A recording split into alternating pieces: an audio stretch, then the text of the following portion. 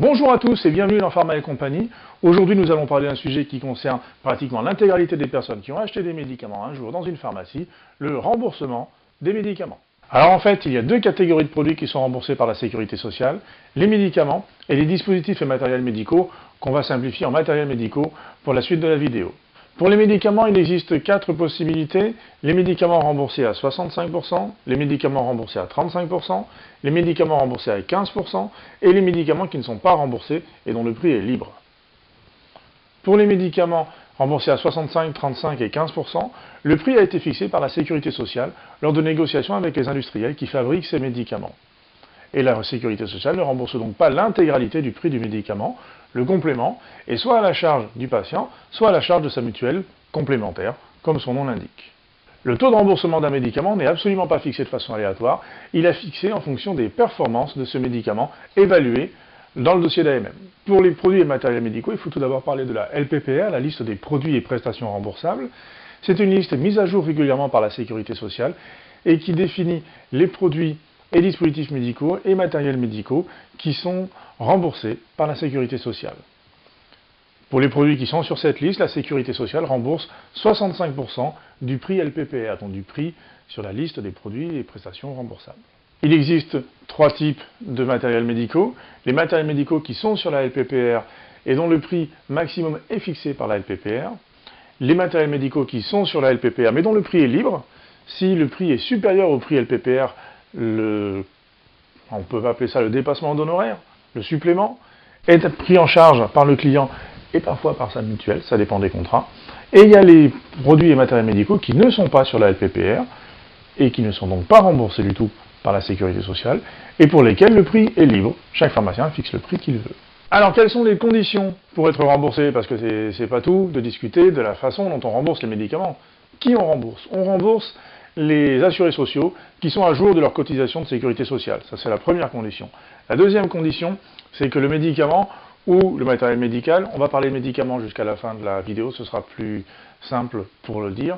C'est donc la deuxième condition, c'est que les médicaments soient prescrits. La prescription doit être faite par un professionnel de santé autorisé à prescrire, c'est-à-dire un médecin, et un dentiste, un kiné, une sage-femme, un infirmier, dans certains cas particuliers. Attention tout de même, ne me faites pas dire ce que je n'ai pas dit. La prescription ne veut pas dire que vous serez remboursé. Par contre, pour être remboursé, il faut que ce soit prescrit. La nuance est importante, parce que tous les médicaments qui sont prescrits, qui doivent être prescrits par un médecin, ne sont pas forcément remboursés. Exemple, depuis le mois de juillet 2017, les médicaments, entre autres antitussifs à base de codéine, doivent impérativement être prescrits par un médecin. Ce n'était pas le cas avant. Avant, vous pouviez venir de vous-même dans votre pharmacie et dire « Bonjour, je voudrais un sirop antitussif à base de codéine », on vous le vendait et puis il n'y avait pas de souci. Maintenant, il faut que ce médicament soit prescrit. Il n'est toujours pas remboursé. Alors pourquoi est-il prescrit? En fait, c'est pour éviter l'usage détourné de la codéine, tout simplement par les gens qui s'en servaient pour autre chose que de calmer leur toux. Dans un autre cas, il existe aussi des médicaments qui sont sur prescription médicale et qui, sous certains conditionnements, sont en vente libre. Par exemple, l'ibuprofène 400 mg, les conditionnements de 20 comprimés sont impérativement sur prescription médicale et sont remboursés.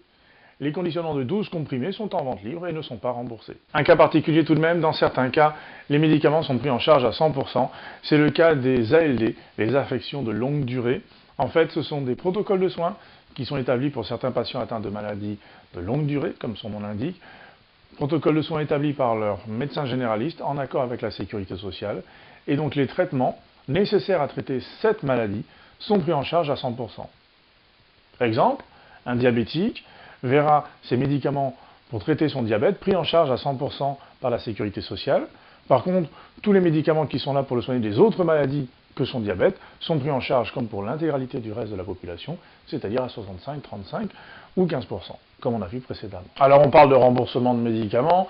C'est quoi les modalités de remboursement? Parce qu'en plus, vous avez bien vu, généralement, quand vous allez chez le pharmacien, vous ne dépensez pas un copec, si les médicaments sont intégralement remboursés par la Sécurité sociale et votre mutuelle.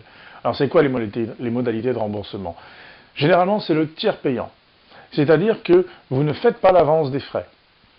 Le pharmacien est directement payé des médicaments par la Sécurité sociale et par votre mutuelle. C'est donc une tierce personne, la Sécurité sociale ou la mutuelle, qui n'interviennent pas dans la transaction entre le pharmacien et le client, qui vont régler la marchandise. le médicament. C'est pour ça qu'on parle de tiers payant. Pour les médicaments généricables, la Sécurité sociale a défini le TFR, le tarif forfaitaire de responsabilité. Ce TFR, c'est le prix pour une classe de générique que la Sécurité sociale va considérer comme étant le prix du médicament. Si le médicament est plus cher que ce TFR, le dépassement est à la charge du client. Pour les fois où vous prenez le Princeps plutôt que le générique, il y a deux cas. Le premier cas, c'est que le médecin a écrit en toutes lettres, à la main, sur l'ordonnance non substituable en face du médicament, et dans ce cas-là, vous êtes pris en charge pour le prix TFR de ce Princeps, et vous avez le droit au tiers payant. Le dépassement, comme je l'ai dit, est toujours à la charge du client.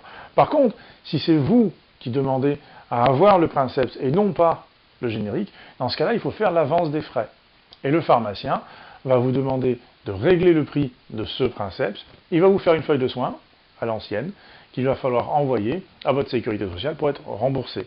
C'est le principe qui s'appelait générique contre tiers payant, c'est-à-dire que la sécurité sociale assure le tiers payant pour les patients qui acceptent de prendre des génériques. Vous avez toujours le droit de prendre des Princeps, mais dans ce cas-là, il faut faire l'avance des frais. Dernier cas de figure, on l'a un petit peu évoqué tout à l'heure, si le médecin prescrit une spécialité non remboursable. Est-ce que le pharmacien a le droit de mettre une spécialité remboursable à la place? La réponse est non. La réponse est non. On ne peut pas substituer une spécialité non remboursable par une spécialité remboursable. C'est comme ça. Désolé. Voilà, c'est tout pour aujourd'hui. J'espère que ça vous a plu. J'espère que ça a été instructif. J'espère que ça a été clair, parce que c'est pas toujours très simple d'expliquer le remboursement des médicaments. N'oubliez pas de partager, de liker, de commenter, de vous abonner. À très bientôt, j'espère. Bonne journée.